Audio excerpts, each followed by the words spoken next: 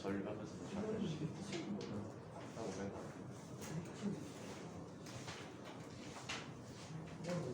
가져서 열변을 보여줬어.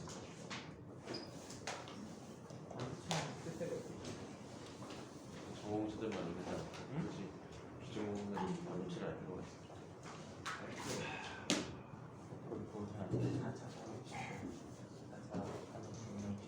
분노의 시대.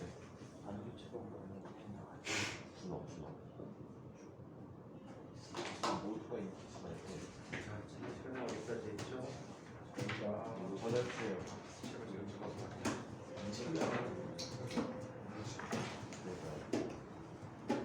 에너지 B론까지 들어갈 때입니다.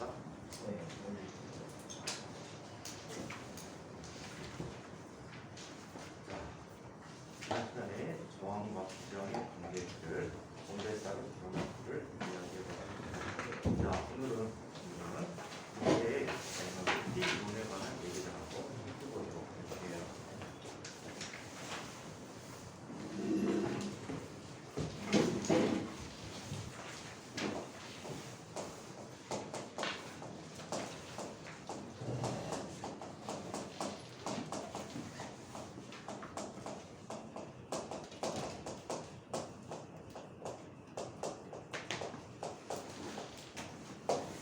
원자의 에너지 B론에 대해서 살펴보도록 하겠습니다. 자, 첫 번째 제목이 뭐예요? 파워리스트의 원료 에너지. 파리메스터가 에너지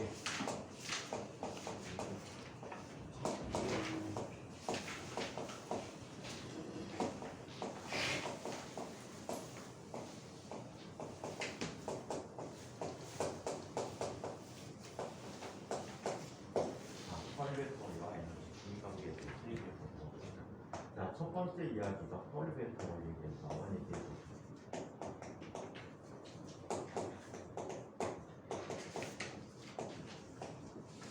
폴리베토리라는 것은 한 원자 내에 전자들이 동일한 N자, 동일한 양자 수에 존재할 수 없다라는 얘기가 폴리베토리의 주된 이야기가 돼요. 자, 얘네들은 양자수라고 표현하는 것들이 있는데 양자수에는 네 가지 양자수가 있어요. 자, 첫 번째 다루는 양자수는 주양자수가 있어요.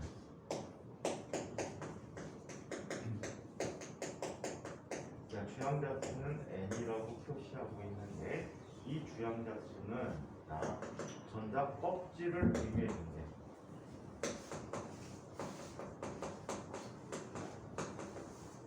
전자 껍질을 의미해주는데 첫 번째 껍질에 전자가 몇 개까지 채워질 수 있죠? 2개. 시간에 보셨죠? 2개까지 채워지고 두 번째 껍질에는 몇 개? 8개까지 채워질 수 있고요. 세 번째 껍질은 18개예요. 미안하게도 껍질 수를 얘기할 때는 얘도 역시 8개가 채워져요. 근데 주양자수는 3D인 녀석들이 존재할 수 있겠지.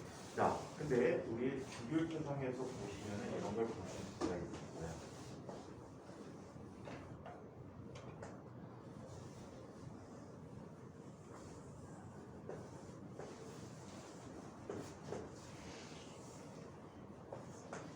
자, 주율표가 이런 식으로 구성이 되어 있죠.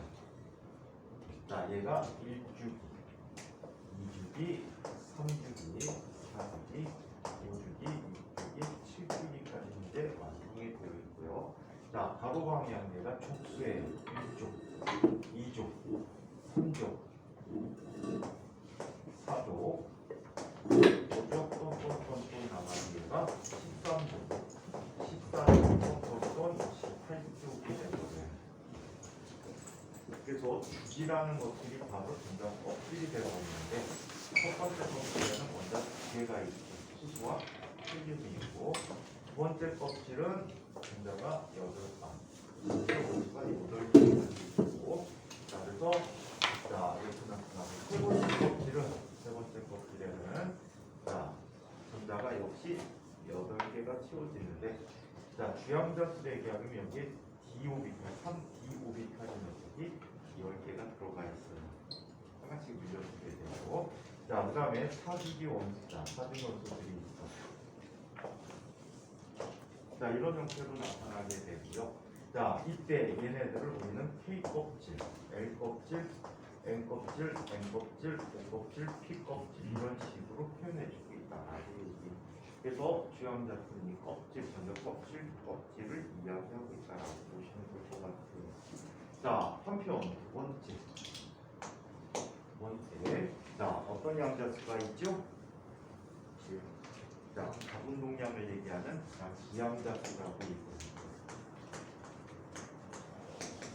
화학에서는 기양자수에 또 어떤 이름을 갖고 있다라고 하지? 어? 뭐라고? 방금 아, 무슨 얘가 방향자수야? 얘 궤도양자수. 자, 얘는 오비탈의 중류를 결정해주는 L이라고 얘기하고 있어요. L이라고 얘기하는데 이 부양자수는 L이라는 값은 어떻게 나타나지? 부양자수 L 자, N-1이라고 표현해주고 있어. 그래서 얘는 누적된 값이야. 0, 1, N-1까지 나타낼 수가 있다고. 자, 이때 L이 0이 자, 오비탈을 무슨 오비탈? S 오비탈. L이 1인 오비탈을 P 오비탈. 2인 I를 D 오비탈 이런 식으로 나타내게 F 오비탈, G 오비탈, H 오비탈 이런 식으로 표현해주고 있다. 자, 한편 어떤 양자수가 필요하지? 그래서 이 첫 번째, 두 번째 줄에 있는 아이들이 1족, 2족인 아이들이 S 오비탈을 갖는 아이들이야. S 오비탈까지 갖는 아이들. 자, 그 다음에 이 아이들은 P 오비탈을 갖는 아이들이야. 그리고 이 사이에 있는 아이들이 D 오비탈이고, 자, 여기 보면 14개 원수가 따로 써 있어요. 난탄족하고 악틴족 14개가 써 있는데 얘네들은 F 오비탈을 갖는 아이들이다 라고 보시면 되겠다. 얘는 바닥 상태의 전자대치가 이렇다는 얘기야. 자, 한편 또 어떤 양자수를 가질 수 있지? 자기 양자수를 가질 수 있지. 자기 양자수를 M이라고 쓰는데 어떤 책은 LM이라고도 쓰기도 하는데 그냥 M이라고 쓰기로 할게. LM이라고 써. 자, 그래서 이 I는 오비탈을 주냐?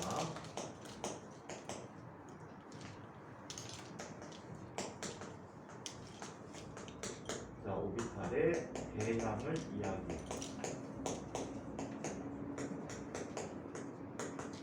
배양이라는 것은 오비탈이 늘리는 방향을 이야기하게 된대요. 오케이? 자, 그래서 오비탈 방향을 얘기해 주는데 얘네들은 어떤 값을 갖게 됩니까? 얘는 마이너스 L에서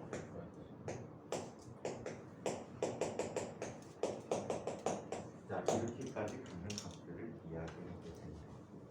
오케이? 자, 그렇다면 S 오비탈 같은 경우에는 어떻게 나타나지?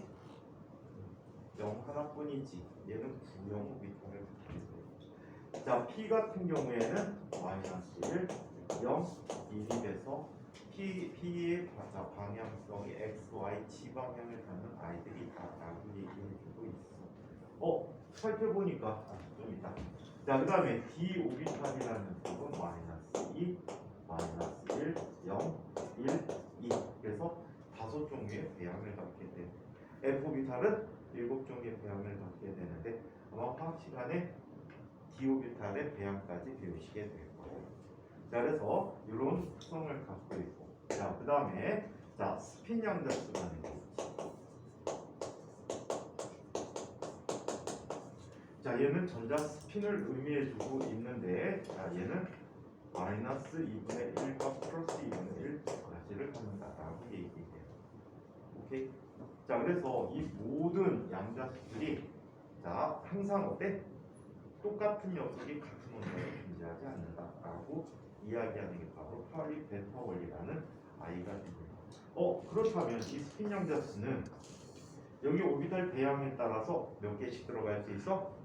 두 개씩 들어갈 수가 있어. 업다운, 업다운, 업다운, 업다운. 그지? 자, 그러다 보니까 SO비탈은 원자 몇 개를 채울 수 있어? 전자 두 개를 채울 수 있고. 하나. 자, 그 다음에 PO비탈은 전체 몇 개가 있니?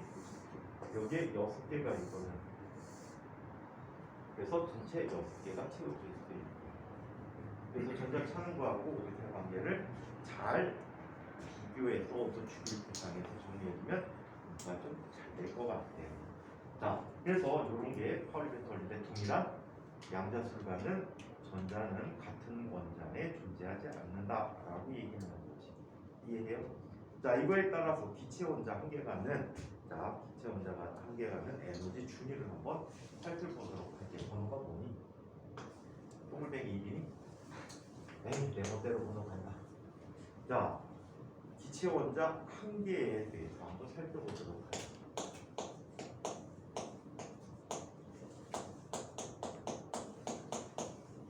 자, 기체 원자 한계가 갖는 에너지 준위를 한번 살펴보도록. 자, 얘는 이런 형태의 그림으로 잘 표현해주고 있어요. 여기에 중심 원자가 있다라고 얘기해요. 오케이? 자, 기체 원자 하나가 있다라고 할 수 있어요. 자, 여기다 벡터를 표현할 때 여기 에너지적으로는 이렇게 많이 그리니까 이렇게 그려줄게. 자, 이거는 그냥 무시해도 돼. 이쪽에 원자가 있다, 원자 핵이 있다라고 생각해도 상관없어. 자, 그러면 이때 나타나는 에너지 준위가 이런 형태로 나타나. 흔히 이런 그림으로 에너지 포텐셜 우물이라는 걸 그려줘. 일종의 포텐셜의 우물이야. 자, 이렇게 나타내주는데, 자, 얘는 가장 바닥 상태, 에너지 상태의 나이가 있어. 얘가 E1이 되는 거지. 그리고 수소 원자의 경우에서의 자, 얘를 살펴보니까 위로 갈수록 에너지 준위 차이가 점점 어때? 작아지지. 그래서 여기에 E2라는 녀석이 있다고 가정해. 자, 그거보다 더 위쪽에 누가 있어? E3가 있고, 그 위쪽에 또 누가 있어? E4가 있고, 이런 식으로 에너지 준위들을 갖게 된다라고. 그래서 에너지 준위들이 불연속적으로 나타나고 있다라고 얘기해 줄 수가 있습니다. 자, 그러면 기체 원자 두 개에 대해서는 어떻게 나타날까?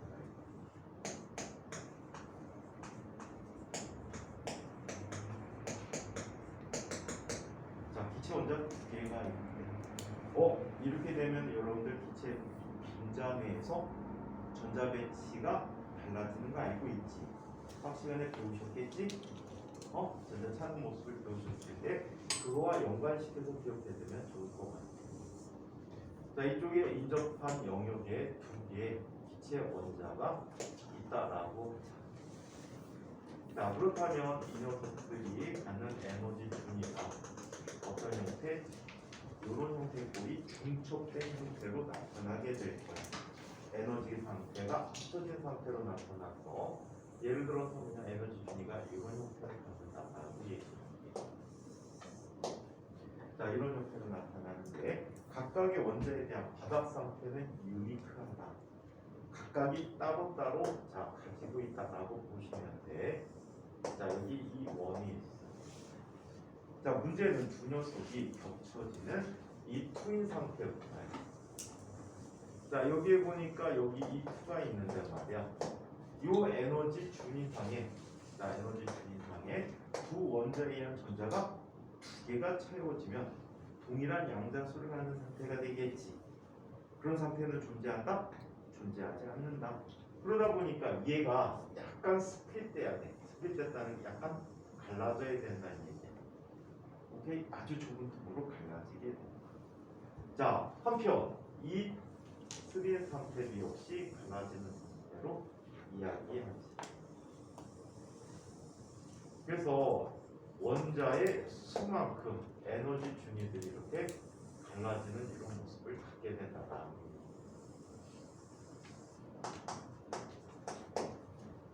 오케이? 자, 그러면 이 원자들이 엄청나게 많이 모여서 뭘 구성하고 있대? 엄청나게 모여서 뭘 구성하대? 고체 상태를 구성하고 있다라고 가정을 해보자. 엄청나게 모여서 고체 상태를 구성하고 있대. 자, 그러면 어떤 모습이 될지 해보도록 하자. 번호 따로 분리 게임이 세 번째 동그라미 분리 주제. 자, 고체의 경우를 한번 살펴보면 매우 많은 수의 원자로 구성된 고체의 경우.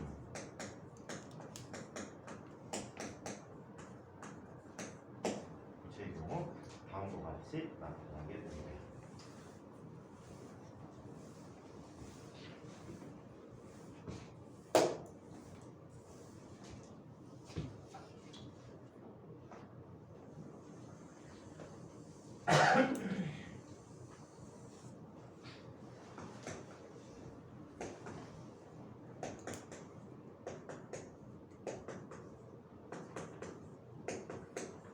자, 얘네들이 아주 밀집된 거다. 밀집된 분포를 가지고 있는 아이들이라고 얘기해요.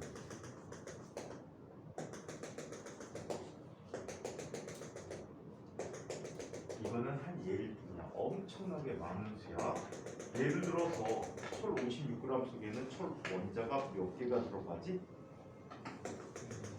철 원자 몇 개 들어가니? 일몰만큼이 들어가지. 6.02 곱하기 10에 23승계나 들어간다라고 얘기해. 자, 그렇다면 얘 에너지는 어떻게 중첩된 모습으로 이런 식으로 나타나게 돼.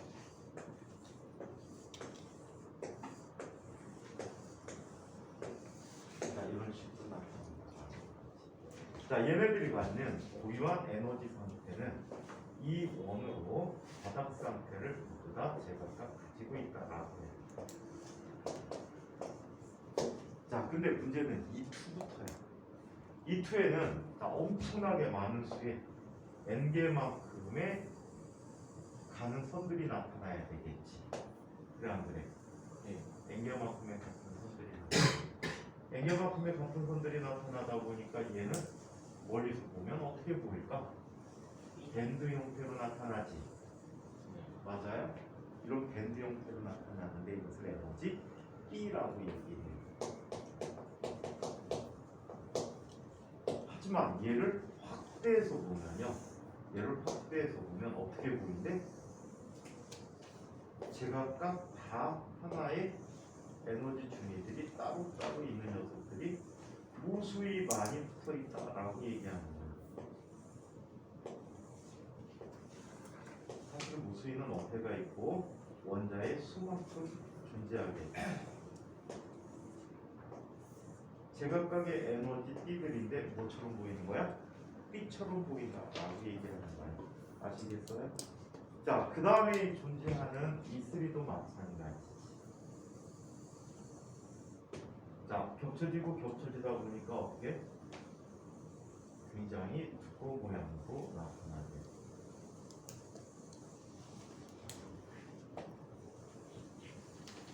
자, 그래서 이런 에너지 띠들을 형성한다. 그렇다면 이 에너지 띠와 에너지 띠 사이는 전자가 존재해야 하네? 안 하지. 이거를 뭐라고 부르는데 우리? 띠 간격 또는 띠 틈이라고 불러주고 있어. 띠 틈. 자, 영어로는 얘는 allowed band, forbidden band, allowed band 이렇게 얘기해. allowed는 무슨 뜻이야? 허용되어진 에너지 띠야. 얘는 forbidden band, 금지띠야. 얘는 allowed band, 허용된 띠야. 오케이? 또는 에너지와 에너지띠의 사이 간격이라 해서 이 띠 간격을 우리는 에너지 갭이라고도 해요. 에너지 갭이라고 하는데, 자, 이런 형태로 구성이 되어 있다라고 얘기합니다. 오케이? 자, 그래서 이게 고체 무리들이 갖는 에너지 띠에 대한 얘기였어요. 자, 그 다음 얘기는 어떤 얘기가 나옵니까?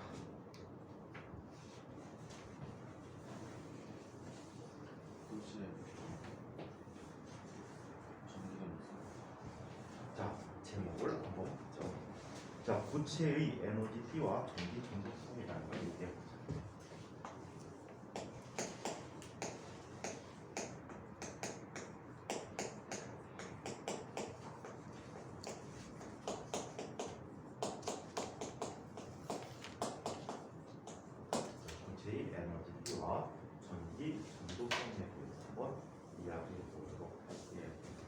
먼저 우리는 물질의 전개 전도성에 따라 물질의 종류 세 가지를 이야기해 줄 수가 있었죠. 자, 물질의 종류 세 가지를 얘기했었는데, 자, 이 에너지 띠를 이용해서 그 구분을 한번 적어볼 거예요. 자, 먼저 0KS 이론적인 관계지. 0K 만들 수가 없잖아. 여전각 3법칙에 위배되기 때문에 만들 수 없는데, 무슨 얘기지만 너네 선배가 10억 분의 1켈빈을 만들었다는 사실. 그거 진짜 획기적인 혁신적인 거 아니? 10의 6 마이너스 6승 켈빈 정도까지 만들었었나 봐. 10여 년 전까지. 10여 년 전까지. 근데 10여 년 전부터 이거를 굉장히 많이 하려고 사람들이 엄청난 노력을 했는데 그 이해라 온도를 그 이하로 떨어뜨리지 못했대. 그 떨어뜨리지 못한 거를 너네 선배가 했다는 거지. 근데 그 온도가 거의 절대 온도다 보니까 별 희한한 짓을 다 할 수 있나 봐. 분자의 반응을 내 마음대로 조절해 줄 수 있나 봐. 원자를 내 원하는 대로 붙여주거나 뭐 이런 것도 해줄 수 있나 봐. 그래서 그거 관계된 연구들을 계속 하는 것 같더라고. 작년에도 논문을 하나 또 썼는데 네이처지에 또 실렸어. 관련 논문. 걔는 진짜 거짓말 안 하고 최소 20년 내에 노벨상 받을 거. 지금 MIT에서 지도해주는 교수가 노벨상 수상자잖아. 몇 년 전에 노벨상 받았어. 자, 그러면 0켈빈에서 너네 그런 얘기 힘들 나오지 않을까? 인력도 연장이 빠져가지고 인력도 연장으로 빠져가지고 영재학교로 너무 빠져서. 근데 선생님 볼 때 영재학교에서 주황 나타난 나이는 영재학교 졸업하고 아직 우리나라에 안 보여. 그냥 평범한 영재 같아. 오히려 주황 나타난 애들은 과거 출신 애들이야. 하다못해 이준석 봐. 서울과고 출신이야.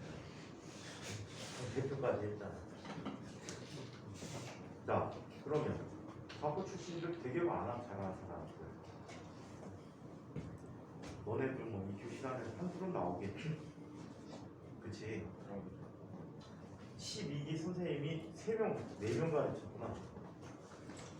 12기 때 과거 애들을 다 쫓아냈어. 입학시 시험도 다 쫓아냈거든. 10기, 11기 때 하도 개판 싸가지고 그때 당시에 너네 학교 교장 선생님이 자기 자신이 스스로 초빙해갖고 초빙 교장을 하기 시작한 거야. 그래서 엄마들한테 거짓말 약속을 했어. 요즘은 갖고 매주 나오는데 옛날에는 그렇지 않았거든. 이 격주가 원래 나오는 주인데 교장 마음이야. 조금 3주 만에 나오고 이랬단 말이야. 어떻게 3주 만에 나왔냐면 교장이 초대 교감 선생님이 2대 교장이거든. 자기 임기가 다 끝났는데 안 가고 초빙 교장으로 계속 구박을 한 거야. 근데 얼마나 웃겼냐면 이런 일이 생겼지. 애들이 갑자기 나오는 주인데 갑자기 전화가 왔어. 선생님 이번 주 수업 못해요. 왜? 학교에서 가가지고 원래 그 사연이 이제 되게 얘기 듣고 내가 진짜 기도 안 차더라. 애들이 나가려고 그때는 교육청에서 학교 시내 나오는 버스를 지원해줬어. 그래갖고 애들이 공무수행이라는 차를 타고 나왔다고. 교육청 버스 타고 나왔어. 그래갖고 버스가 오기를 기다리고 운동장에 서 있었나 봐. 운동장에 서 있는데 갑자기 교장이 퇴근하다가 애들이 운동장에 서 있잖아. 캐리어 들고. 교장이 지나가다가 차 타고 가다가 애들 왜 나와 있죠? 빨리 들어가서 공부하라고 하세요. 그래갖고 다 들어가고 야 니들 빨리 들어가래. 그래갖고 가방 풀고 다시 학교에 있었지. 니네 그때 선배들은 참 힘들었다. 학교 내에서 다 세탁을 해서 입었어. 언제 나올지 모르니까. 안 그러면 버스 12장 갖고 들어가야 돼 최소. 버스 12장 갖고 들어가야 되는데 그것도 나가지 마! 그럼 빨아입어야지 어떻게. 양말 12개 기본, 반스 12개 기본. 급식은 어떻게 해요? 급식? 학교에서 주잖아. 주말에는 안 나올 거 아니에요? 아니 아줌마들이 출근해서 다 줬지. 그 아줌마들도 불평하지. 이번 주 쉬는 주야 하고서는 룰루랄라 했는데 왜 그걸? 학생들이 안 가고 있으니까 나와서 밥 해야지. 그러니까 그 희한한 일들 다 있었다니까. 근데 요즘은 그래도 학교에서 계획에 따라서 움직이게. 그때는 뭐 일당 독재 체제. 그 선생님이 물리 전공이거든. 서사 물리교육과 나왔는데 이분이 볼 때리는 분이었지. 뭘 때리는지 아니? 학교 선생님들은 교과가 자율적이야. 교과 진행이 보장돼 있어. 그러니까 학교 선생님들 꼴리는 대로 가르쳐도 상관이 없다는 얘기야. 그런데 교장 선생님이 오셔갖고 갑자기 그때 당시에 있던 국내 선생님들한테 그 물리 주임한테 뭘 준 거야? 교과 진도표. 선생님 이렇게 나가세요. 교권 침해야. 교장이 나가자마자 그 선생님이 그랬다는 소문이 있어. 에이씨, 별 지랄이야. 그렇게 인기 없던 교장 선생님이 있었는데 그분이 나중에 퇴임하고 인천시에서 욕 되게 많이 먹었지. 인천과학부 교장 선생님을 했던 분이야. 또 초빙 교장 해가고 정년 때까지 계속 남아 있었어. 그러니까 인천과학부 설립부터 한 14, 5기 정도까지 있었던 것 같아. 근데 이 사람이 학교 퇴임하고 서구 쪽 검단 쪽에다가 학원을 차렸어. 거의 무대를 찾아보기 힘든 경우지. 몇몇 선생님들이 학원 차린 경우는 있고 출신 선생님들이 대표적인 게 하기동에 지금은 없어졌는데 인재사관학원이라는 학원이 과거 선생님들이 나와서 차린 학원. 그 다음에 지금 그쪽에 있던 일부 선생님들이 송도 멘토에 가고 멘토에서 수업한 선생님들도 계시고 그래. 근데 교장이 나와가지고 치는 경우는 거의 전무후무야. 여기 선생님들을 너네 선배들 졸업한 애들 데려다 썼단 말이야. 근데 막 대우도 막 형편없이 해줬나 봐. 한 1년쯤 있다 망한 걸로 알고 있는데 정확히는 몰라. 선생님 이제 사촌 누나가 인천시에서 교장을 하셨었거든. 근데 이제 장학살 때 집안일 있어서 막 얘기하다가 그 얘기를 했어. 그랬더니 어머 그 사람 그렇지 않은 분인데 미쳤나 보다. 나중에 보니까 교육청에 소문이 확 돌았대.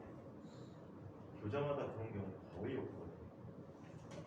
무슨 돈 욕심이 나서 그러면 자 오케이 0켈빈에서 어떤 일이 생기는지 한번 살펴보도록 하겠습니다.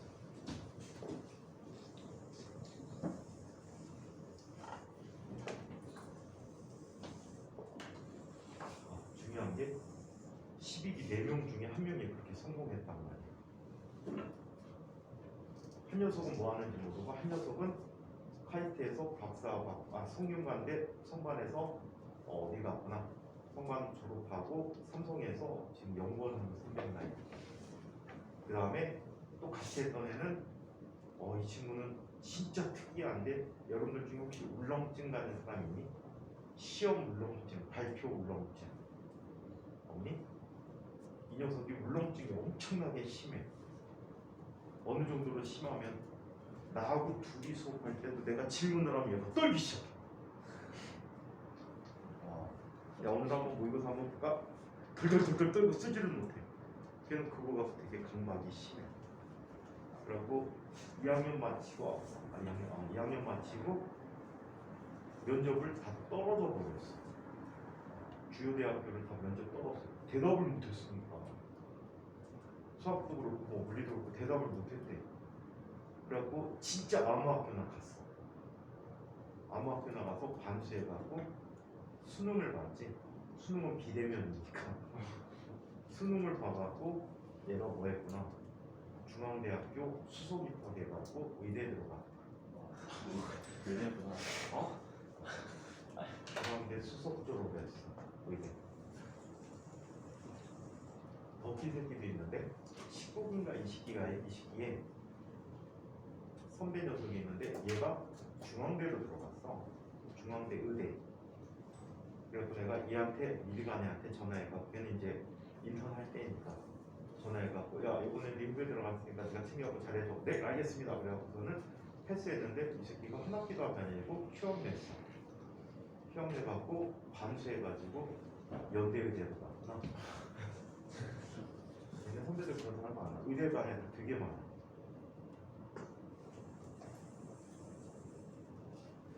자, 니네 작년 교장선생님의 뭐라고 해야 되니? 애제자 스스로 애제자라고 표현하는 사람이 있는데 걔가 TV에 가끔 나오는 의사 선생님이야. 신랑이 주치는 거야. 민혜연이라고 니네 선배. 걔가 8D아입니다. 자, 그러면 자 한번 볼게. 에너지 띠들을 살펴보고 확대해서 일부분만 보기로 했어. 확대해서 일부분만 보기로 했는데, 자 0켈빈에서 여기 0켈빈에서 전자가 존재하는 가장 바깥쪽 껍질이야. 꽉 채워져 있든 안 채워졌든 전자가 존재할 수 있는 가장 바깥쪽 껍질을 우리는 뭐라고? 원자가띠라고 부르는 원자가띠라고. 그 원자가띠 바로 바깥쪽에 비어있는 전자가 있어 없어? 없어. 비어있는 에너지띠를 전도띠라고 얘기해. 전도띠라고. 오케이? 자, 그래서 이 전도띠에서는 전자가 없음.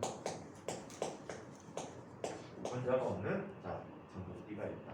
자, 그리고 이 전도띠와 원자가띠의 사이를 얘를 띠 간격이라고 부르죠. 얘를 띠 간격이라고. 오케이? 자, 그래서 이런 상태를 구성하고 있대. 그러면 전도띠의 역할은 어떤 역할이야?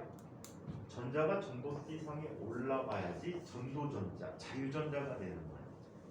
그렇다면 0켈빈에서 모든 물질은 전류가 흐른다 안 흐른다? 이론적으로 흐르지 않는다라고 얘기하게 되지. 이해해요? 전도띠가 없기 때문에. 전도상에 전자가 없기 때문에 이런 특성을 갖는다라고 얘기해 줄 수가 있습니다. 자, 이 띠 간격에 따라서 에너자 물질들을 구분해 줄 수가 있다라고 하는데, 그 물질 구분을 위해서 자 각각의 물질의 특성들 한번 살펴보도록 하자. 자, 가장 전류가 안 흐르는 물질부터 볼까? 흐르는 물질부터 볼까? 가장 비정상적인 녀석들 흐르지 않는 것부터 한번 살펴볼게요. 자, 누구를 볼까? 전염체에 대해서 살펴볼까? 자, 전염체를 보도록 하자. 가장 뭐라고 해야 돼? 대표적인 뿜어난 예라인데, 공식적으로 가장 대표적인 예라본들을 살펴보겠습니다. 자, 전염체는 어떤 구성을 갖고 있냐면 가장 아래쪽에 조금 전처럼 원자가띠를 갖고 있어. 자, 그리고 여기에 전도띠를 갖고 있어. 자, 이때 이 사이가 띠 간격이 돼서 또는 띠 틈이 돼버리는데, 이 에너지 차이가 얼마큼 나냐면 약 0.3 전자볼트에서 5 전자볼트가량의 차이를 갖게 돼요. 오케이? 자, 이 정도 차이를 갖게 되는 에너지다. 그러면 전자 한 개의 에너지 지금은 제법 큰 에너지야. 그렇다면 자, 이쪽에 있는 전자가 위로 올라갈 수가 없어. 왜?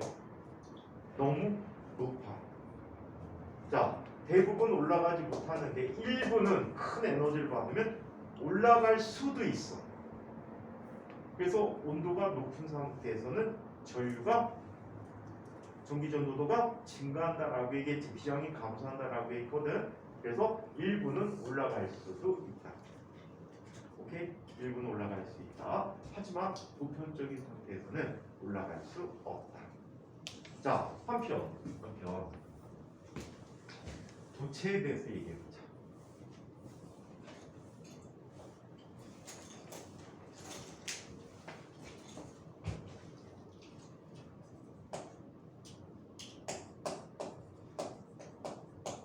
자, 도체는 이런 특성을 갖고 있어요.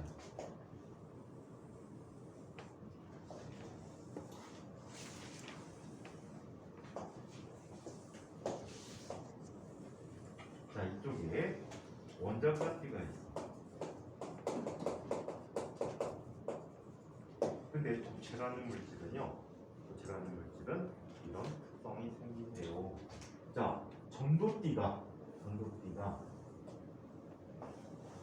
원자가 띠와 겹쳐 있거나 또는 붙어 있어. 거의 붙어 있어. 띠 간격이 0이야, 거의. 오케이? 띠 간격이 0 정도의 간격을 갖게 돼. 쏘리. 이건 반도체 오전자 볼트 이상해. 이 구분 기준은 그냥 대략적인 구분 기준일 뿐이야. 오전자 볼트 이상이야. 좀 전 쟤는 반도체였어. 자, 그리고 전도띠가 이렇게 겹쳐 있거나 붙어 있다. 그러면 어떤 일이 생길까? 온도가 조금만 높아도 여기 있는 전자가 쉽게 전도띠를 어떻게 할 수 있어? 전이할 수가 있어. 이해해? 얘는 약간의 에너지만 얻어도 얘는 올라간다. 그럼 도체가 상온에서 열 에너지를 이용해서 충분히 전도띠가 될 수, 전도띠 내 전자로 자 올라갈 수가 있다라는 얘기가 되거든요. 자, 그래서 얘는 전도전자들이 여기 올라간 전자를 그래서 전도전자 또는 자유전자라고 하거든. 자, 이 전도전자, 자유전자가 많아서 전류가 잘 흐르는 물질이다라고 이야기해 줄 수가 있습니다. 자, 이거에 대해서 자, 반도체라는 녀석을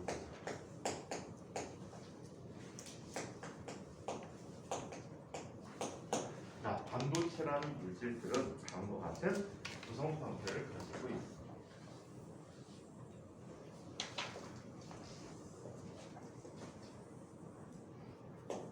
얘는 도체와 절연체의 중간이라고 얘기했죠. 자, 중간이다 보니까 이쪽에 원자가 띠가 있고요.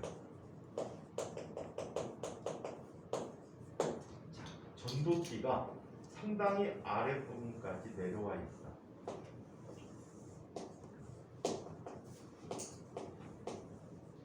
자, 이때 나타나는 이 아이가 띠 간격이야. 얘가 얼마? 0.3 전자볼트에서 5 전자볼트 정도 사이의 값들을 갖게 된다라고 얘기합니다. 오케이? 자, 그래서 얘네들은 약간의 에너지만 받으면 올라가는 게 가능해. 오케이? 자, 이게 가능해. 이게 가능해지면 얘는 전도전자 역할을 할 수 있겠지. 하지만 많이 올라가지는 않아. 누구에 비해서? 도체에 비해서 얘네들은 상당히 적은 양이다라고 보시면 될 것 같아요. 자, 도체는 보통 아보가드로 수만큼의 전자들이 올라가거든. 근데 얘는 20승 이하 정도가 되거든.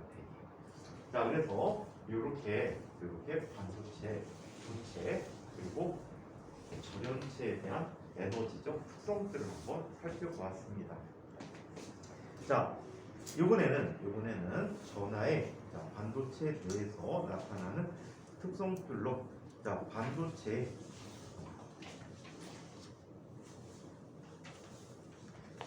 각각의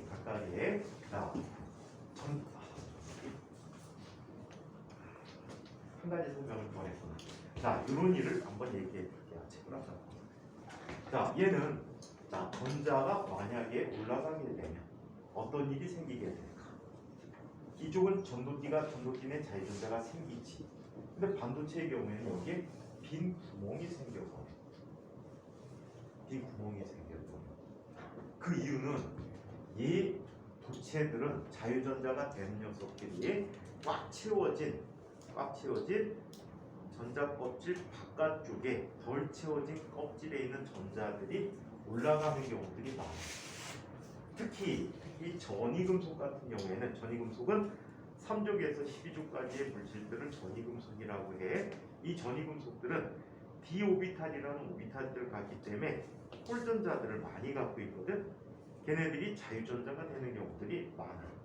자, 근데 반도체의 경우에는 물질의 특성상 전자들이 모두 결합에 참여하게 돼. 반도체가 되는 물질은 14족 원소들인데 14족 원소들은 결합선이 몇 개가 나타나죠? 4개가 나타나고 인접한 4개의 원소들과 모두 다 결합하기 때문에 이 경우에는 자, 남는 전하들이 없어. 모든 전자들이 다 결합에 참여해서 없게 되는 거예요. 그러다 보니까 어떤 일이 생겨? 전자가 하나가 올라가면 빈자리가 생기지. 그 빈자리를 우리는 뭐라고 부르는데? 양공 또는 정공이라고 불러요. 얘 이름이 홀이야, 홀. 홀 무슨 뜻이야? 구멍이야. 구멍이 생겼다라고 얘기해. 오케이? 자, 그래서 양공과 자, 전도전자, 자유전자들을 갖게 된다라고 얘기해.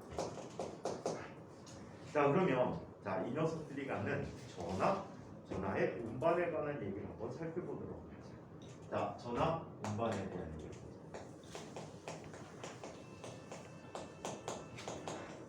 자, 먼저 자유전자가 전하를 운반해줄 수 있다라고.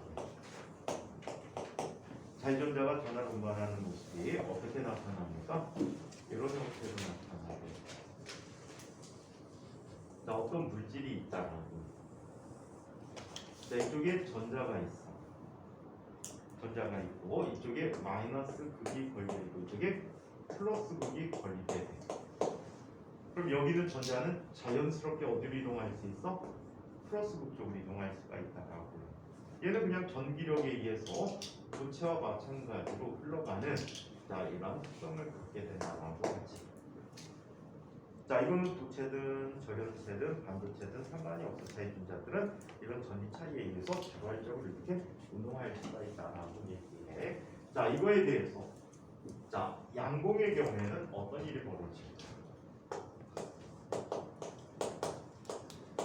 자, 양공의 경우에는 이런 일이 벌어집니다.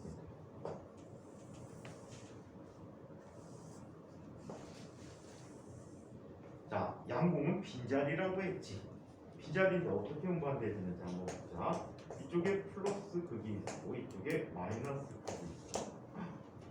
여기가 플러스라고 하자. 이하고 똑같아. 자, 어떤 일이 벌어지는지 한번 이야기해 볼게. 자, 이쪽에 양공이 있었어. 아, 잠깐만 거꾸로 갈까? 거꾸로 갈까? 이쪽부터 보자. 자, 여기에 양공이 있었어. 아, 재미없다. 이러면 재미가 없네. 거꾸로 그래야 되네. 아, 그걸 좌우로 바꿔서 되네. 보통 이쪽을 플러스 이쪽을 마이너스라고 쓰다 보니까 습관이 되니까 이런 일이 생기네.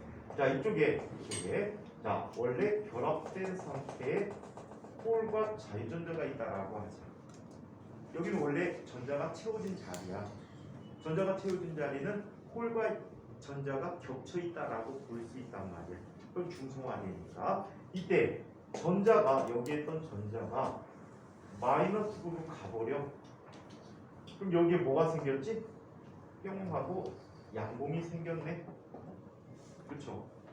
자, 이때 또 주변에 있던 전자와 채워진 양공 사이에서 이 전자는 이 빈자리를 노리고 이주를 해버리는 거야.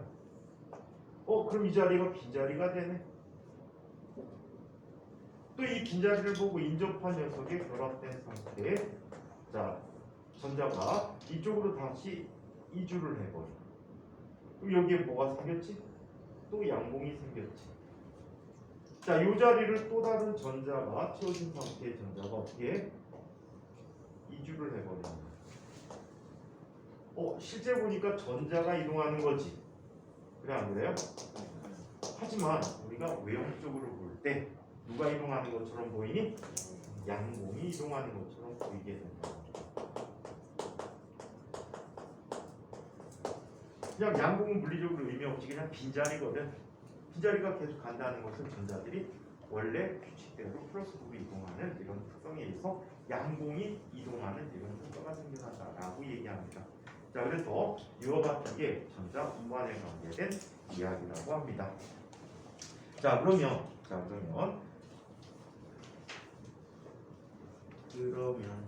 해줄 얘기가 없네.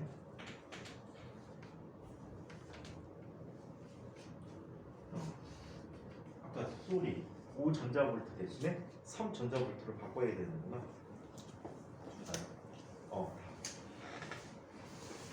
근데 이게 절대 기준은 아니야.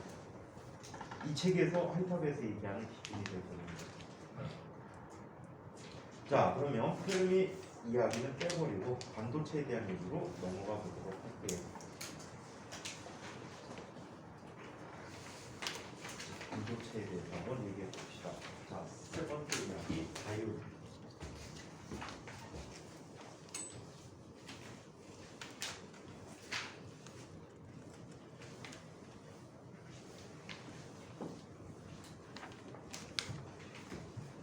다이오드를 한번 얘기해 봅시다.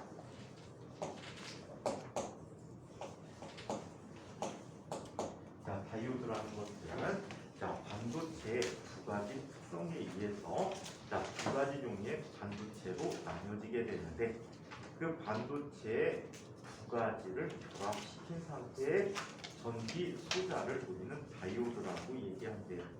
자, 이거를 확인하기 위해서 우리는 자, 두 가지 반도체들을 만드는 과정, 그 과정에 대해서 얘기를 해봐야 되겠습니다. 자, 반도체의 부품에 대해서 한번 살펴보죠.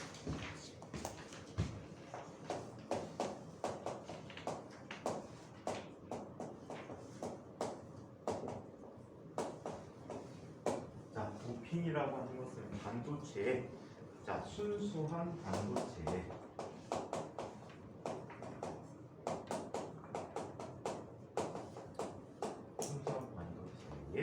불순물을 넣어주는 과정. 불순물이라고 들어온 건 아니야. 원래 순수한 종류 물질과 다른 물질을 넣어주는 과정을 우리는 도핑이라고 합니다. 이때 넣어주는 불순물을 우리는 도펀트라고도 해요. 도펀트라고 불러주는 아이를 집어넣는다 라고 얘기합니다. 자, 그렇다면 이 도핑하는 과정에 앞서 순수한 반도체에 대해서 한번 이야기해 보도록 하겠습니다. 자, 순수한 반도체.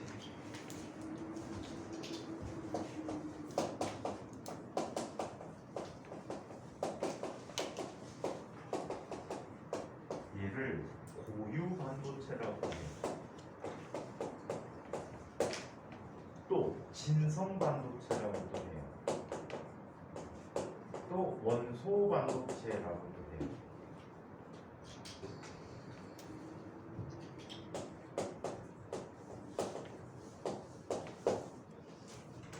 자, 얘는 순수한 반도체를 의미해준다라고 하죠. 자, 이 순수한 반도체 재료가 되는 물질은 누구죠? 14족 원소가 되는 14족 원소는 탄소, 규소, 걔인데 이제 저마늄이라고 이름 바뀌었지. 자, 그 다음에 주석하고 그 다음에 납이 있는데 주석과 납은 뭐니? 양쪽성 물질이지. 알아주나, 그지? 알루미늄, 아연, 주석, 납은 양쪽성 물질이란 말이야. 자, 그래서 이 세 가지 중에 최근에는 탄소 결합된 물질로 그래핀이라는 것을 반도체 소자로 이용할 수 있다라고 얘기하는데 아직 눈에 보이는 효과는 없고 순수 반도체는 그래서 누구와 누구? 규소와 저마늄을 들어줄 수가 있다.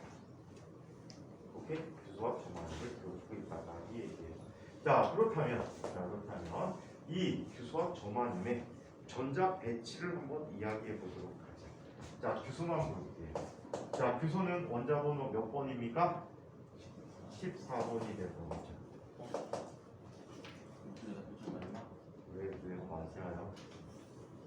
탄소가 6번이잖아. 6번에 8 더하면 얼마? 14. 자, 그럼 저마늄은 얼마야? 8을 더해요. 22. 22.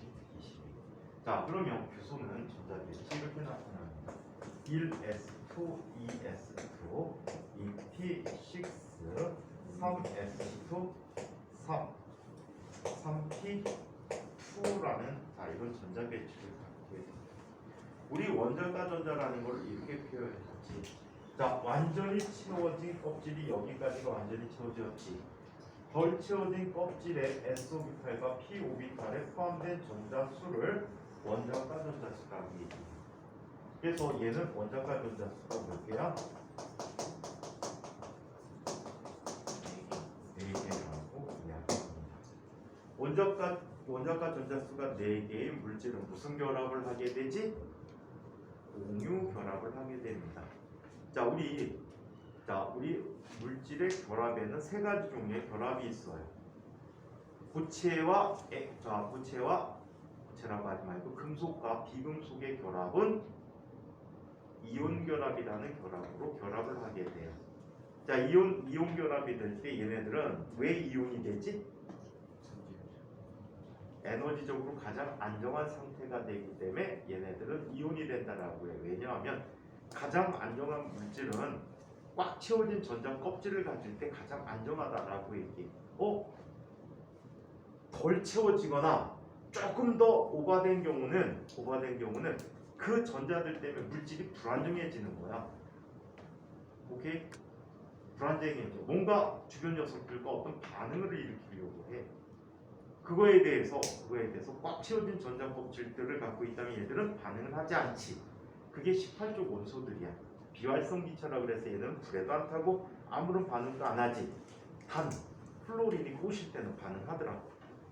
플로린이 꼬시면 반응하지만 대부분은 반응하지 않는다.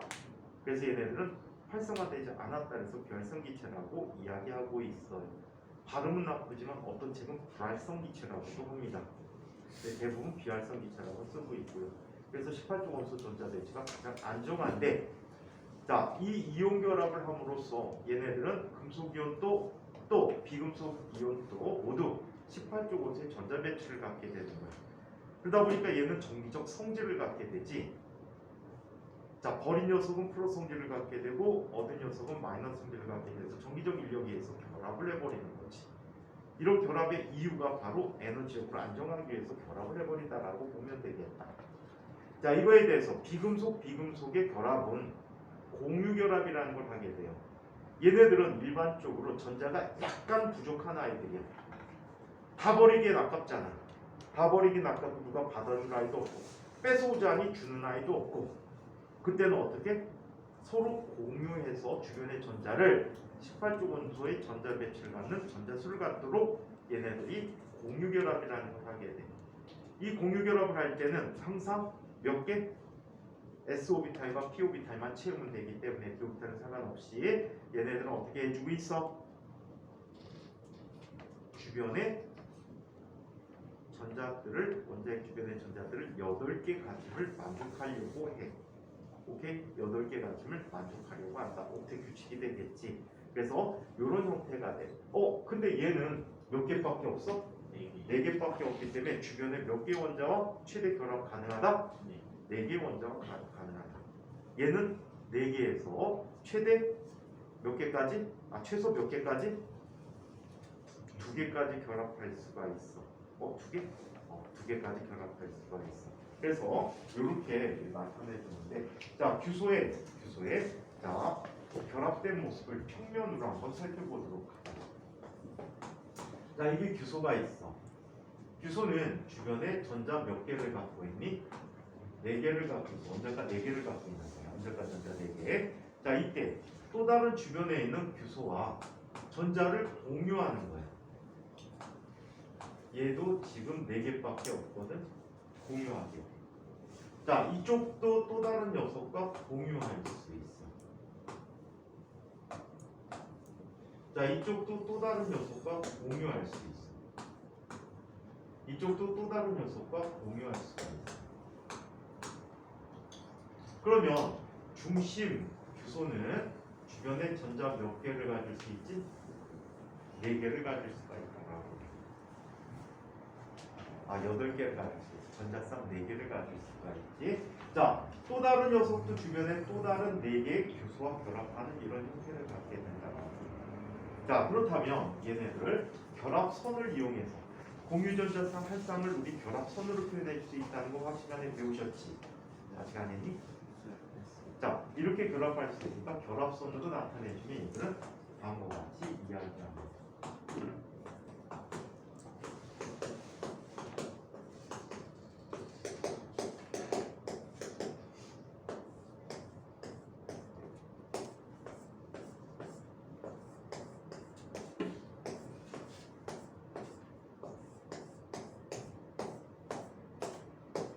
이렇게 일부분만 그려서 이렇게 결합된 모습을 나타내 줄 수 있다라고. 자, 그러다 보니까 자, 한 중심 규소에 대해서 각각을 이루고 있는 모든 전자들이 누구에 참여해서 결합에 참여한 상태지. 그래서 얘네들은 정비적 특성이 생기질 않는다.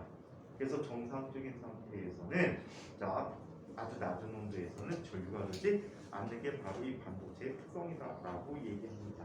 자, 그래서 이렇게 나타내죠. 책에서는 그 전자 차는 순서까지 얘기했구나. 자, 그림으로 나타내주면 이렇게 얘기할 수 있어요. 자, 원자에게 플러스 14를 갖고 있다면 첫 번째 껍질은 전자 몇 개 가질 수 있대요? 2개. 두 번째 껍질은 전자 몇 개 가질 수 있대요? 8개. 자, 그리고 얘는 세 번째 껍질에 전자 몇 개 가진 거지? 4개를 가지는 게 되겠지. 자, 이렇게 갖게 되는 걸 얘기할 수 있다. 오케이? 자, 그래서 이런 모습을 갖고 있다. 이게 일반적인 규소의 모습이었다라고 합니다. 자, 그런데 이 아이에게 우리 도핑을 시켜버릴 거야. 자, 이 아이에게 도핑을 시킨다. 책에서는 이것까지 있네. 자, 얘가 고온 상태가 되면 자, 여기에 결합선에 전자 몇 개가 있었지? 2개가 있었단 말이야. 이때 전자 하나가 높은 에너지 상태로 나가게 되면 자, 여분의 전자 상태로 바뀌게 돼. 그럼 이곳에 뭐가 생기지? 빈 구멍이 생겨서 이걸 양봉이라고 하고 얘를 전자라고 한다라고 얘기해. 이건 고온에 올라갔을 때 나타나는 특성이야. 아까 그려드린 그림이지. 전자가 올라가면 양봉이 생기고 자유전자가 생겼다라고 한 그 상태를 설명하는 얘기가 됩니다. 자, 그러면 두 번째 도핑이라는 얘기를 한번 보자. 자, 도핑은 아까 얘기한 것처럼 순수 반도체에 불순물을 넣어서 전기적 특성을 갖게 하는 이런 과정을 도핑이라고 얘기한다. 자, 그러면 도핑하는 과정을 살펴보면 도핑하는 과정은 이렇게 두 가지로 나눌 수가 있어. 자, 도핑된 결과 만들어진 반도체 종류 중에 하나가 P형 반도체라고 해. 일반적으로 이렇게 도핑돼서 만든 반도체들을 우리는 불순물 반도체라고 불러주고 있거든. 순수한 반도체가 아니고 불순물 반도체. 이 불순물 반도체는 정비적 특성이 좋아서 전기 소자를 만드는데 이용할 수 있어. 자, 어떻게 만들어주냐면 자, 우리 반도체에서 전하를 운반할 수 있는 두 가지 물질이 있었거든. 누구? 자유전자와 양봉이야. 그래서 특별히 양봉을 더 많게 만들어줄 수 있고 특별히 전자를 많게 만들어줄 수 있어. 그래서 이 과정을 우리 도핑이라고 하는데 자, 먼저 P형 반도체부터 볼까? N형 반도체부터 볼까? 책임 P형 반도체부터 나니? N형? N형 나왔어요? 자, N형 반도체에 대해서 얘기했어요.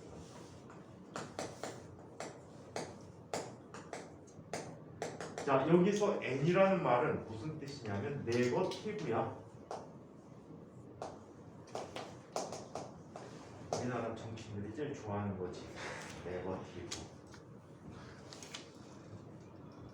참 유치한 사람들이야. 자, 이 네거티브라는 것은 부정적인이란 말도 있지만 무슨 뜻을 갖고 있어? 마이너스라는 성질을, 마이너스라는 말을 갖고 있어. 오케이? 마이너스.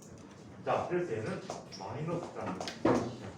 뭘 갖고 있다는 얘기야? 마이너스 전하를 띄는 성질을 갖고 있다라는 얘기야. 그럼 얘는 자유전자가 많을 것 같아. 그럼 얘를 만들기 위해서 우리는 어떤 일을 하게 됩니까? 얘는 다음과 같이 해줍니다. 14족 원소에 얘는 규소와 저하듐이 있지. 14족 원소에 누구를 갖다가 도핑해 줍니까? 15족 원소를 도핑해 줍니다. 15족 원소에는 누가 있어요? 인이 있는데 인은 많이 쓰이지 않아요. 이는 반도체 제외에 많이 쓰이지 않아요. 인 원자 상태를 만드는 거 얼마나 힘든지 아시죠? 인이 원자 상태 만드는 게 얼마나 힘들지? 왜 힘들지? 얘는 삼중결합하고 있는 물질이야. 삼중결합하고 있어. 그래서 대기 중에 질소를 우리가 사용할 수 있는 물질로 만들기 위해서는 상당히 쉽지 않은 과정을 거쳐야 해. 그 쉽지 않은 거를 아주 자연스럽게 도와주는 아이가 하나 있지. 누가 있니? 빨리 가. 다 보여 그렇게 가도. 안 볼 거라 생각하나? 귀엽다고? 누구야? 알겠어. 취향이. 자, 그러면 질소가 있고 얘는 잘 안 써. 반도체 생산에 누구? 인. 그 다음에 비소. 그리고 안티몬. 자, 이런 물질을 써. 비스무스 있는데 비스무스는 안 써.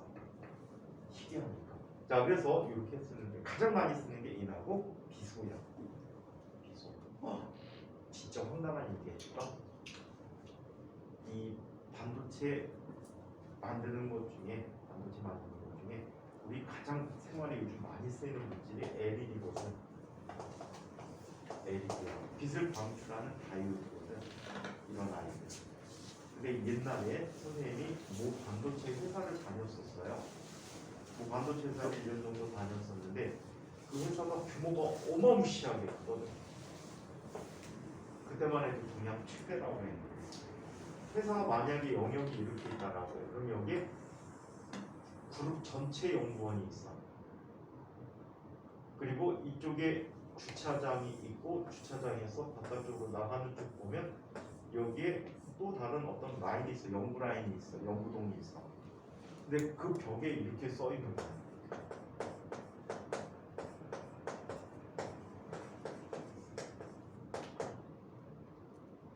이게 갈륨 아세나이드라 그래갖고 비소와 갈륨이라는 물질. 이 물질이 지금 LED의 주 재료로 사용되는 물질들이야. 이때가 언제냐면 1990년이야. 그 회사는 이것도 이미 이전에 세워진 거야. 이전에 세워졌는데 이 회사는 이때부터 LED에서 연구하고 있었다는 거야. 그러니까 이 회사가 전 세계 LED 시장을 상당히 많이 가지고 있거든. 여기하고 LG가 갖고 있는 게 LED 시장의 거의 대부분이야. 중국 애들 전혀 못 쫓아오고 있지. 중국 애들이 전혀 못 쫓아오고 있어. 그 다음에 일본 애들도 못 쫓아와. 이런 적이 있어. 요즘은 좀 많이 낮은 것 같긴 하던데 애플 애들이 주로 자기네 화면 표시 장치를 삼성 아니면 LG에서 수입을 했거든. 근데 얘네들이 다각화를 목적으로 일본 회사인데 샤프라는 전자계산기 만드는 회사가 있어. 얘네들은 아주 전통적인 액정 개발 업체 중에 하나야. LCD. 걔네들에게 광범위하게 투자하고 중국 애들한테 또 투자해갖고 자기네 스스로 LED를 만들려고 했어. 그래갖고 삼성하고 LG하고 계약을 안 했어. 계약을 안 하고 그쪽에다 오로지 맡겨놨는데 난리 법석이 난 거야. 왜? 불량률이 너무 심해. 안 맞아. 잘 깨지고 안 맞고 해갖고 얘네들이 다시 삼성하고 LG한테 부탁했지. 우리 빨리 좀 만들어줘. 그러니까 주문 받고 2주인가 3주부터 물량 공급해줬지. 기술적으로 갖고 있으니까. 지금은 또 샤프에서 또 많이 하는 것 같은데. 자, 그러면 애플은 지금 안 되는 이유가 하나 있어. 애플은 제조사니 개발사니 제조사가 아니야. 자기네 공장이 하나도 없어. 전 세계. 대만계 회사인 박스콘이라는 회사에게 위탁 생산을 하고 있단 말이야. 근데 문제는 이 박스콘이 공장이 가장 큰 규모로 있는 게 중국에 있어. 기술력이 솔솔 빠져나가고 있지. 그래서 짝플 핸드폰이 중국에 엄청나게 많대. 짝플 핸드폰. 그때 기술이 빠져나와. 중국 애들이 얼마나 박하는지 아니? 반도체 쪽, 핸드폰 쪽은 국내에 있는 회사에 다니는 직원들한테 러브콜을 보내. 그리고 예를 들어서 삼성에 있는 아이들을 데리고 가겠다. 엔지니어를 데리고 가겠다 그러면 연봉의 9배를 준대. 중국 정부에서 세금도 안 받는데. 예를 들어서 우리나라에서 부장, 부참급 애들이 연봉이 1억 X 1000만 원 연봉이니까 2억이 좀 안 될 텐데 가면은 몇 배야? 18억이 되는 거야. 근데 단점 3년 뒤에 잘린대. 더 이상 기술력 빼먹을 게 없을 때 자른대. 그게 보통 평균 3년이래. 야, 그럼 이거 얼마야? 54억 아니야? 국내에서 54억 하려면 20년 일해야 돼. 그리고 이 대기업 직원들이 나라를 버리고 가는 이유. 이래서 가져왔습니다. 선생님 친구 중에 한 녀석이 되게 아쉬워해. 왜 아쉬워하냐면 얘가 삼성에서 상무를 지냈어요. 근데 상무에서 임원을 하려면 뭐가 있어야 되냐면 실적이 있어야 돼. 그거에 걸맞는 실적. 자기 직책에 맞는 실적이 있는데 상무 정도 되면 연간 매출이 최대 500억 정도 돼야 될 거예요. 자기가 맡고 있는 사업부에서 매출이 500억 이상 정도 나와야지 상무를 유지할 수 있다라고 볼 거야. 근데 안 나오고 계속 적자하니까 너 나가 잘렸어요. 이에서 잘리면 보통 대기업에서는 임원들이나 엔지니어가 잘리면 최소 2년에서 3년 사이에 자기 받았던 연봉의 80%를 지불해줘요. 2년에서 3년 동안은 다른 회사 가지 말라고 80% 정도를 지불해줘. 그래갖고 이 새끼가 신났어. 뭐가 신났어? 얘 필리핀 가고 파도 타기 한다고 한 달 동안 살고 온 놈이야. 그래서 얼마 안 돼갖고 발리가 좋대더라고. 발리 파도 좋다고 또 발리 가고 한 달인가 살고 그렇게 막 돌아다녔지. 그래갖고 한 2년을 신나게 논 것 같아. 2년을 진짜 막 편하게. 봐봐, 1년에 한 달에 1,몇백만 원씩 월급이 나와. 그만두는데도 신났잖아. 놀고 먹는 거 아니야 완전히. 그러더니 바로 재취업할 생각 안 하고 그냥 땡가 신나게 해외여행 다니고 놀더니 갑자기 얘가 이제 중국 쪽에 자리를 알아봤었거든. 어디 알아봤냐면 화웨이를 알아봤어. 화웨이 알아봐갖고 이제 다 얘기가 이제 거의 다 진전이 거의 다 끝났나 봐. 근데 갑자기 미국 애들이 화웨이 제재를 가하기 시작했지. 이때 여기 간다고 할 때 연봉 9배라고 했거든. 연봉 9배. 그럼 얘는 아마 연봉이 거의 30억 가까이 됐을 거야. 근데 이 화웨이가 미국에서 제재를 당했지. 그래서 매출이 급감하면서 갈 데가 없어진 거야 얘가. 못 갔어 화웨이. 안 놀고 갔으면 들어갔겠지. 그럼 3년은 보장받는데 계약서상. 근데 이 바보시키가 신나게 놀다가 안 되니까 어디 갔어? 베트남에 있는 무슨 회사를 갔더라고. 외국계 회사. 임원으로 갔겠지. 갔는데 코로나가 터졌어.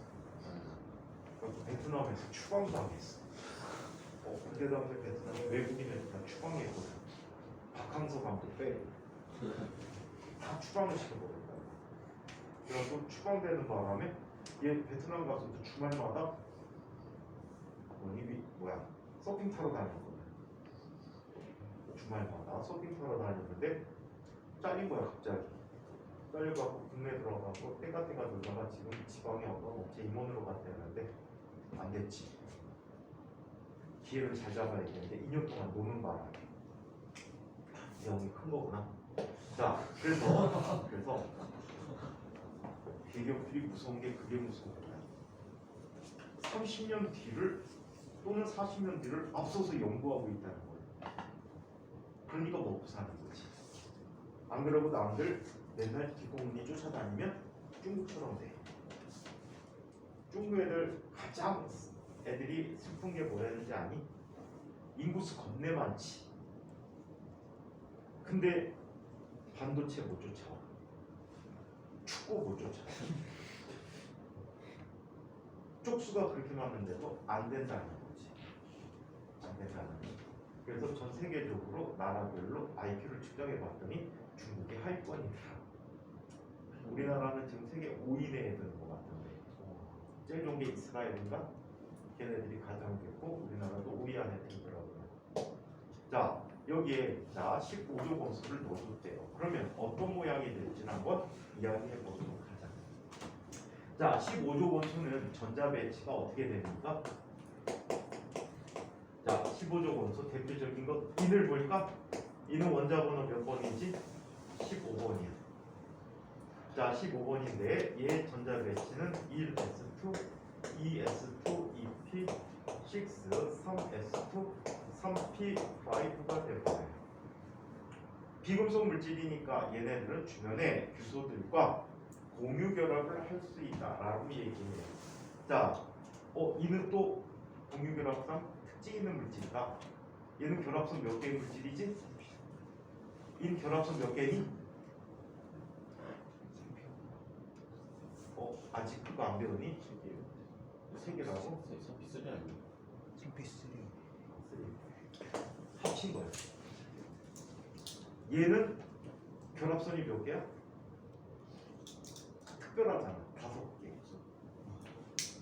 그래서 얘의 물질의 자, 모습을 보면 삼각 쌍뿔 형태의 구조를 갖지 않니?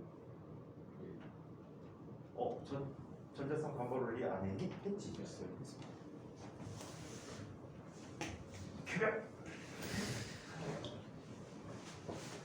자, 그래서 이렇게 돼서 얘는 자 전자가 몇 개가 돼?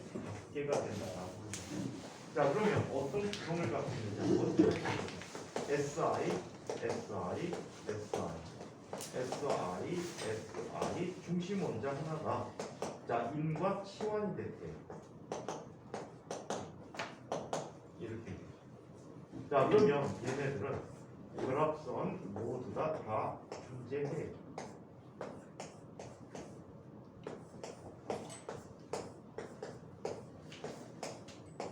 자, 결합선 모두 존재. 그런데 인에게는 아직도 한 개의 전자가 남아있게 되는 거예요. 이 여분의 전자들이 생겨서 이 여분의 전자에 의해서 전기가 운반되진다라고 얘기해요. 자, 얘도 에너지 T 모양을 한번 살펴보기로 했어요. 에너지 T 모양을 살펴보기로 했는데.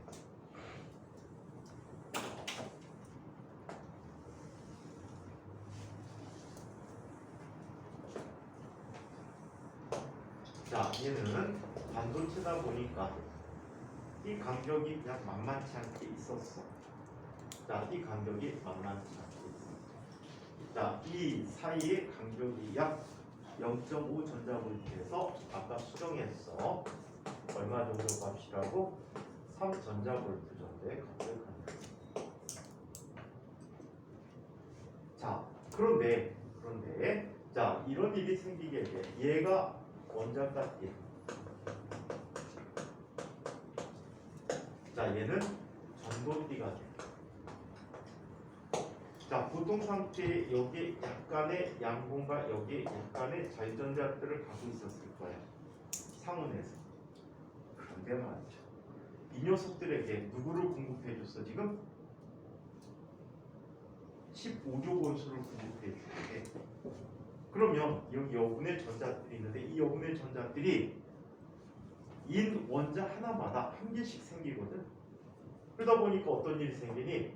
전도띠 바로 아래쪽에 약 이게 0.05 전자볼트 근처 값이야.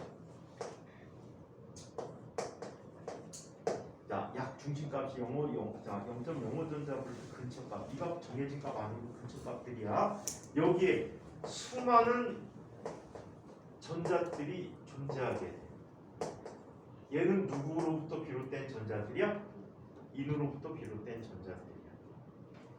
이 정도 에너지는 약간의 열만 갖고도 쉽게 전도띠로 올라갈 수 있게 돼. 자, 그럼 얘네들이 다 전도띠로 올라가 버렸네. 자, 그러다 보니까 누가 득식을 해줬어? 자유전자들이 득식을 해줬지. 자, 그래서 얘는 주요 전하 운반자가 책에는 전하 나르게라고 썼는데 전하 운반자야. 주요 전하 운반자가 누구지? 자유전자. 자, 그리고 아주 적지만 소수 전화 운반자가 있어요. 소수 전화 운반자는 양봉이 된다라고 얘기해요. 오케이? 자, 이게 바로 N형 반도체가 많은 N형 반도체의 일반적인 특성들이라고 해요. 자, 이거에 대해서 또 자, 누구를 볼 수 있습니까? P형 반도체라는 아이를 볼 수가 있어요. P형 반도체는 다음 시간에 새로 해달라고 하면 될 것 같아. 자, P형 반도체는 여기 필기 안 했는데 다음 시간에 새로 할 거야. 포지티브라는 말을 써요. 자, 포지티브는 무슨 뜻이야? 긍정적인. 그지? 우리나라 정치인들하고 전혀 상관없는 긍정적인 I가 되는데 플러스라는 성질을 갖고 있어. 오케이? 플러스라는 성질을 갖고 있어. 얘네들은 플러스 성질이 더 강하대. 누구라고 보는데 양봉이 더 많이 생긴다라고 생각할 수 있겠지. 자, 그렇다면 얘네들은 14족 원소에 역시 교소와 점화형 등이 있어. 14족 원소에 누구? 13족 원소들을 도핑해 준 거야. 이때 도핑하는 물질은 누구를 도핑해 줍니까? 붕소, 알루미늄, 갈륨, 인디움, 탈륨이 있는데 탈륨은 안 써. 그래서 이런 물질들을 공급해 주게 된다. 자, 그렇다면 13족 원소의 전자 배치는 어떻게 됩니까? 자, 누구를 볼까? 알루미늄을 살펴볼까? 알루미늄 원자 번호 몇 번이야? 13번이야. 13번에 대해서 어떻게 1s2, 2s2, 2p6, 3s2, 3p1이라는 전자 배치를 갖고 있지. 그래서 얘는 원자과 전자수가 몇 개야? 3개가 된다. 일반적인 알루미늄은 금속성을 갖고 있지만 자, 어쩔 수 없이 여기 들어갈 때 지도 뭘 해야 돼? 공유 결합을 해야 된다라고 얘기해. 자, 공유 결합의 결과 이런 결과를 갖지.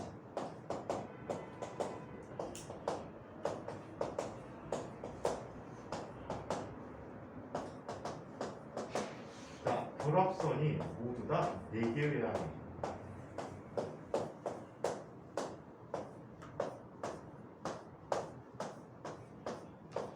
모두 4개여야 하는데 안타깝게도 알루미늄은 공급해 줄 수 있는 전자가 없어, 하나가. 그럼 이 자리가 무슨 자리? 빈자리로 남게 되겠지. 이게 바로 뭘로 형성되어지는 거야? 양봉이라는 게 형성되어진다고 해요. 오케이? 이 양봉의 에너지적 특성까지는 다음 시간에 한번 살펴보도록 할게요. 이 내용들이 만약에 문제 나오면 대체로 서술형 문제로 나와. P형 반도체, N형 반도체에 대해서 기술할게요. 에너지 이론과 연관시켜서 설명할게요. 이런 형태로 소수형으로 나올 수가 있어. 그리고 계산 문제는 거의 없다라고 봐야 될 것 같아요. 자, 이 내용까지 질문 없으시면 마칩시다.